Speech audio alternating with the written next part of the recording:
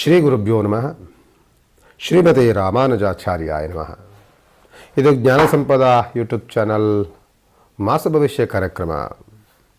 ಮಾಸ ಭವಿಷ್ಯದಲ್ಲಿ ವರ್ಷದ ಅಂತ್ಯದ ಮಾಸ ಡಿಸೆಂಬರ್ ಮಾಸದಲ್ಲಿ ಏನಾದರೂ ನಮಗೆ ಅನುಕೂಲಗಳು ಅನಾನುಕೂಲಗಳಾಗುವಂತಹ ಸಾಧ್ಯತೆಗಳು ಇದೆಯಾ ಅನ್ನುವಂತಹ ಒಂದು ಪ್ರಶ್ನಾರ್ಥಕ ಚಿಹ್ನೆಯನ್ನು ನಾವು ನೋಡಿದಾಗ ನೋಡಿ, ಮೇಷರಾಶಿನಲ್ಲಿ ಯಾವುದೇ ಅಂಥ ಬದಲಾವಣೆಗಳಾಗುವಂಥ ಸಾಧ್ಯತೆಗಳು ಬಹಳ ಕಡಿಮೆ.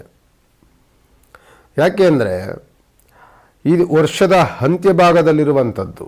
ನಮಗೆ ಹೊಸ ವರ್ಷ ಅಂತ ಅಂದಾಗ ನಮಗೆ ಯುಗಾದಿಯೇ ಹೊಸ ವರ್ಷ.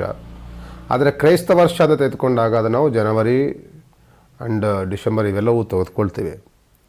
ಇದರಲ್ಲಿ ಮೇಷರಾಶಿಗೆ ಬಂದಂತಹ 7.5 ಶನಿ ಮತ್ತು 3ನೇ ಮನೆಯಲ್ಲಿರುವಂತಹ ಗುರು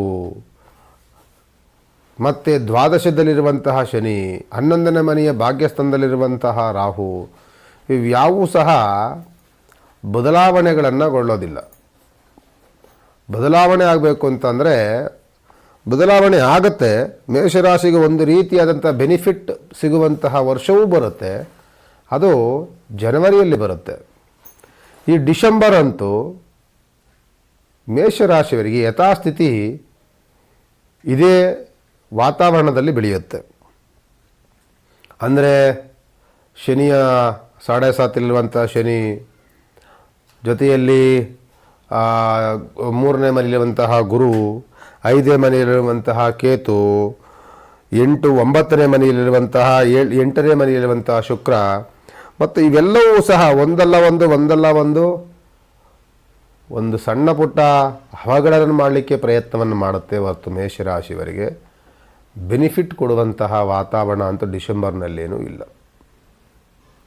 ಅದಲ್ಲೂ ಸಹ ನೋಡಿ, 9ನೇ ಮನೆಯಲ್ಲಿರುವಂತಹ ಕುಜ, ರವಿ ಆ್ಯಂಡ್ ಚಂದ್ರ, ಇದು ಒಂದು ರೀತಿಯಾದಂತಹ ಕುಗ್ಗಿರುವಂತಹ ಮನಸ್ಸನ್ನು ಒಂದು ರೀತಿಯಾದಂತಹ ಒಂದು ಬೂಸ್ಟ್ ಕೊಟ್ಟ ರೀತಿಯಲ್ಲಿ, ಒಂದು ಧೈರ್ಯವನ್ನು ನೀಡಿದಂತಹ ರೀತಿಯಲ್ಲಿ ಒಂದು ಬೆನಿಫಿಟ್ ಕೊಡಲಿಕ್ಕೆ ಕುಜ ಆರಂಭಗೊಳ್ಳುತ್ತೆ. ಅದು ಡಿಸೆಂಬರ್ನಲ್ಲಾಗುತ್ತೆ. ಅದನ್ನು ಬಿಟ್ಟರೆ ಮಿಕ್ಕಿದ್ದೆಲ್ಲ ಯಥಾಸ್ಥಿತಿಯೂ ಸಹ ನಡ್ಕೊಂಡು ಹೋಗ್ತಿರ್ತದೆ. ಅಪಘಾತಗಳು, ಅಪನಿಂದನೆಗಳು, ಅಪಪ್ರಚಾರಗಳು, ಕಲಹಗಳು, ಗೊಂದಲಗಳು, ಇಲ್ಲ ಸಲ್ಲದ ಊಹಾಪೋಹಗಳು, ಇವೆಲ್ಲವನ್ನು ನಾವು ಅನುಭವಿಸ್ಬೇಕಾಗ್ತದೆ ಡಿಸೆಂಬರ್ ತಿಂಗಳಲ್ಲಿ ಮೇಷರಾಶಿಗೆ. ಯಾವುದಾದ್ರೂ ಅನಾರೋಗ್ಯ ಪೀಡಿತರಾಗಿದ್ದಾಗ, ಜಾಸ್ತಿ ಆರೋಗ್ಯದ ವ್ಯತ್ಯಾಸಗಳಿಂದ ಬಳಲುತ್ತಿರುವಂತಹ ವ್ಯಕ್ತಿಗಳಿಗಂತೂ ಮೇಷರಾಶಿ ಒಂದು ರೀತಿಯಾದಂತಹ ಬದಲಾವಣೆಗಳನ್ನು ನೋಡುವಂಥ ವಾತಾವರಣವನ್ನು ನಿರ್ಮಾಣವನ್ನು ಮಾಡುತ್ತೆ.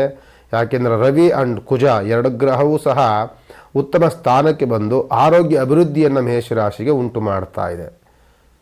ಆರೋಗ್ಯದ ಅಭಿವೃದ್ಧಿಯಿಂದ ಇದು ಇಲ್ಲಿಂದ ನಾಂದಿಯನ್ನು ಮಾಡುತ್ತೆ.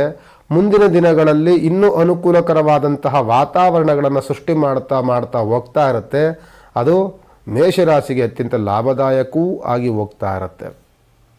ಆದ್ದರಿಂದ ಈ ಡಿಸೆಂಬರ್ ತಿಂಗಳು ಯಥಾಸ್ಥಿತಿಯನ್ನು ನಾವು ನೋಡ್ಕೊಳ್ಬೇಕಾಗ್ತದೆ. ಆದಷ್ಟು ಸಹ ಹೊಸ ವರ್ಷ ಬರುವಂತಹ ಮುಂದಿನ ಜನವರಿಯಲ್ಲಿ ಉತ್ತಮವಾದಂತಹ ವರ್ಷವಾಗಿ ನಮಗೆ ಬರಲಿ ಅಂತ ಪ್ರಾರ್ಥನೆ ಮಾಡಿಕೊಳ್ಳುವಂತಹ ಒಂದು ದಿನಗಳು ಈ ಡಿಸೆಂಬರ್ನ ತಿಂಗಳಲ್ಲಿ ಬರುತ್ತೆ. ಅಧಿಪತಿಯಾದಂಥವನು ಕುಜಗ್ರಹನ ಪ್ರಾರ್ಥನೆಗಳನ್ನು ಮಾಡ್ಕೊಳ್ಳಿ. ಆದಷ್ಟು ಸಹ ಅಷ್ಟಮದಲ್ಲಿ ಶುಕ್ರ, ಅಷ್ಟಮದಲ್ಲಿ ಬುಧರಿಂದ ಹಣಕಾಸಿನ ದುಂದು ವೆಚ್ಚಗಳಾಗುವಂಥ ಸಾಧ್ಯತೆಗಳು ಜಾಸ್ತಿ ಇರುತ್ತೆ.